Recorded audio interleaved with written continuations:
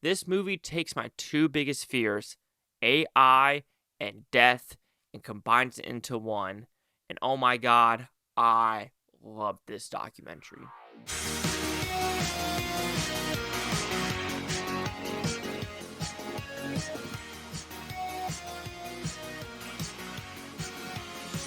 Chase Liaki here with the Blue Futon review Internal You. What's it about? Pretty simple premise. This is probably my only documentary film I'm watching from Sundance.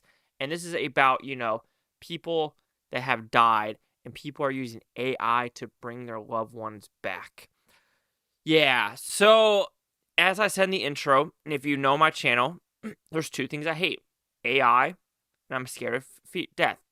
Hated the creator because I was literally an AI jerk-off fest about how all AI is perfect. And this goes into territory of, maybe AI isn't the greatest thing to use, especially for bringing back your dead loved ones. And there's multiple stories in this where I'm like, oh, that is so heartbreaking, especially a South Korean one, as well as Christy Angel, if I'm not mistaken, that's her name. Those two stories really grasped me into this movie. And also some of these engineers and AI and these firms that are like, I don't say they're I don't know what the right word, but they're blood sucking people to, like, I wouldn't say fake their family members, but some of what people said in this documentary was, I was very disgusted. So there's not really no positives and negatives with this show because it was just such a well crafted just look at where we're at in society today. Usually when I look at movies like this, it's like, is the information there? Yes. Was I bored? No. Is there anything that they could have added? Maybe some of the stories, like there's especially one where it talks about bringing the dad back. And I think a lot of the family members in this one family were a little bit perplexed because it's like, what are we supposed to do with this information? And I know the daughter is trying to, like, with the grandkids, but then the sister is more like, nah, we're good. Heaven, hell. I mean, I don't want to play God. And there's a lot of different, teachers from MIT that compare AI to, this AI phase to religion. And I disagree because they're trying to say, like, oh, religion, there's heaven and hell, and you're not officially dead. And this AI is doing the same thing that you're not officially dead. That's not the same thing in my opinion, because the whole point of religion is your body stays, but your soul goes to heaven. This is a manipulative soul that is not who that person is. So those teachers that compare it, I think they either are not religious and they're very scientific and they want to shoot religion down. But I didn't like that aspect. Also, there's one, the co-creator of Project December.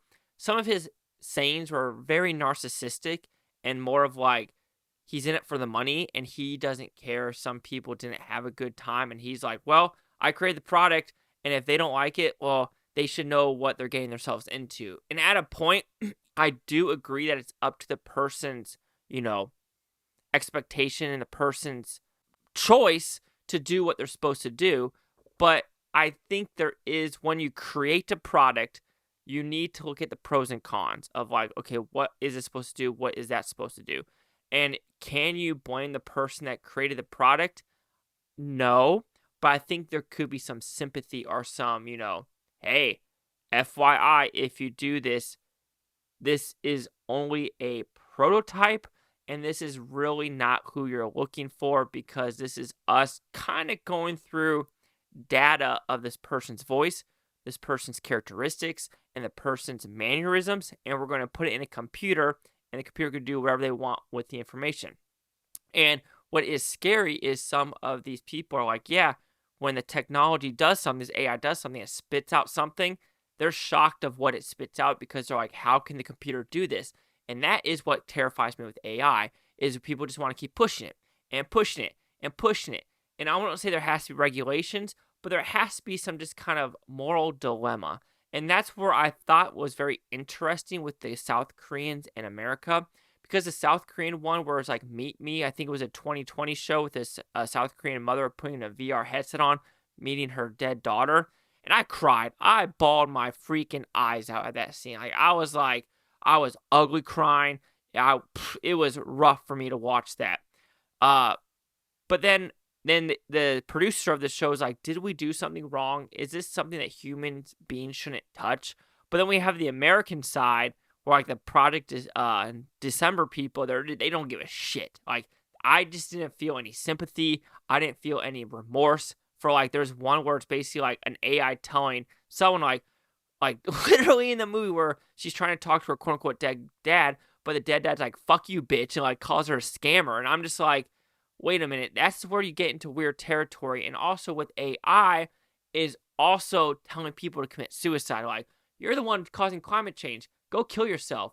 And there are situations where people are mentally depressed and they go to these things and these AIs tell them to kill themselves. So there's really things that we need to watch out for. But like I said, this movie takes death and it takes my biggest fear of AI, puts it into one, and it brings something so surreal in the world that I didn't think would ever exist. But now I'm thinking, oh God, where are we going to be in 10, 20 years? And that terrifies me. So overall, Eternal Year is a fantastic film. It sheds light to this new era of AI and bringing loved ones back from the dead, not physically, but mentally. And it's a door that it's like, do you want to open Pandora's box? And if you're opening it, which a lot of people are in Silicon Valley, China, and other parts of the world, I don't think it's able to be closed anymore. So Eternal You will receive a 4.5 out of 5 with Futons, which equals at 90%. So let's see the critics' news scores gave this one. Oh my God, Mickey, you just like pets.